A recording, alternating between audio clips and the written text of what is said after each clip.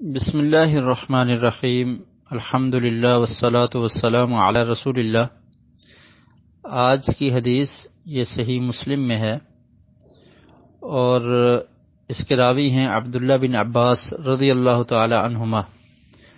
یہ حدیث لمبی ہے لیکن ہم مختصر ذکر کریں گے، جس کا تعلق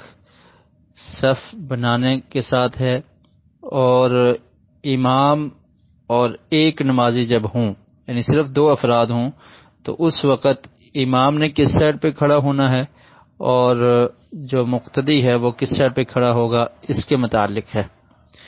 حضرت عبداللہ بن عباس رضی اللہ تعالی عنہما فرماتے ہیں،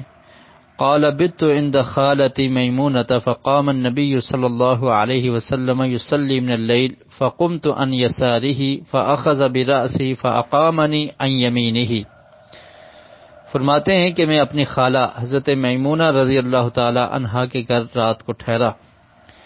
اور عبداللہ بن عباس رضی اللہ تعالی عنہما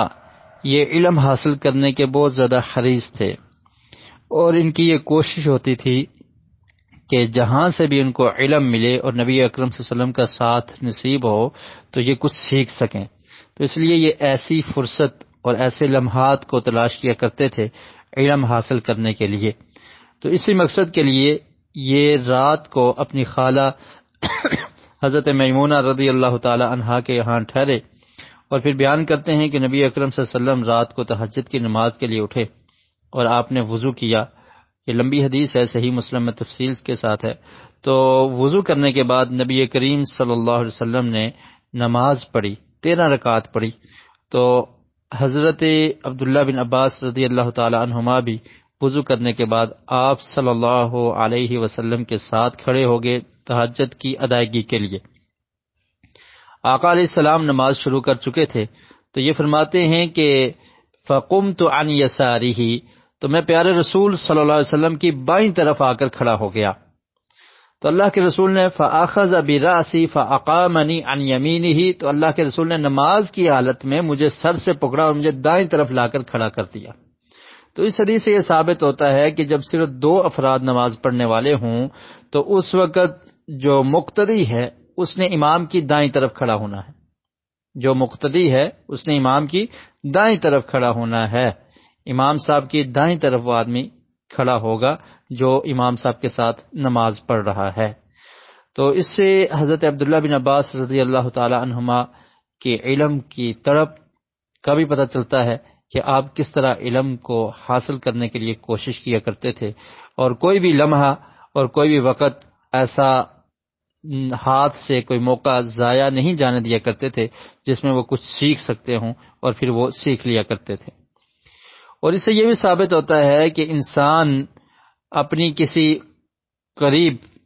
قریبی رشتہ دار کے گھر رات گزار سکتا ہے، جیسا کہ حضرت عبداللہ بن عباس رضی اللہ تعالی عنہما نے اپنی خالہ حضرت میمونہ رضی اللہ تعالی عنہا کے گھر رات گزاری۔ تو جہاں رشتہ داری ہو، تعلق ہو، تو وہاں پر مہمان بن کر رات گزاری جا سکتی ہے۔